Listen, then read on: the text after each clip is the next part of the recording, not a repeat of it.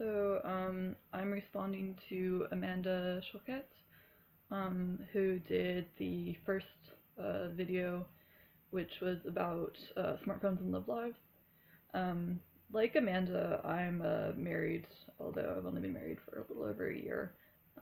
But I've been with my partner in general for about 6 years now. Um, Unlike Amanda, though, I feel like we haven't had a lot of problems with uh, not communicating because of technology.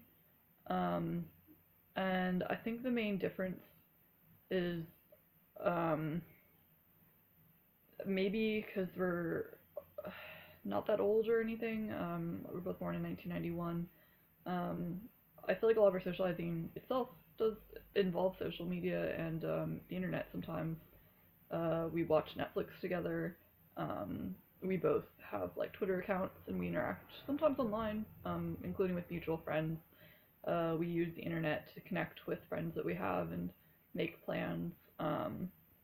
And I feel like because it's a mutual activity still, it doesn't feel like a distraction. It just feels like part of the way that we interact with each other.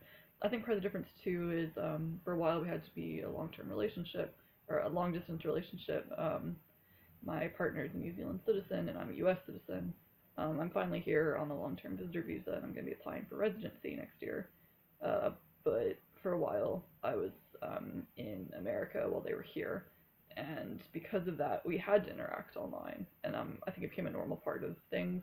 We still obviously interact in person, especially because we live together and we're married now. But it's just an extension of how we talk to each other, so it doesn't really feel like a bother. I think it's also one of those things where when one of us is online, that doesn't mean that we're not doing something together, even if the other person isn't.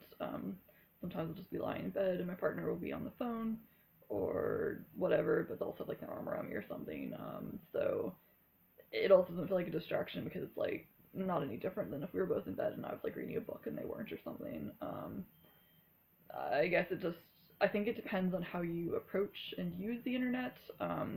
If you're using it as part of mutual activity or it's the sort of thing where you'd be doing something quietly by yourself anyway, it's not a big deal. It's only a big deal if it really starts intruding and you're like on your phone when the other person's talking to you or something, which would just be rude the same way as if you whipped out a book while someone was talking to you.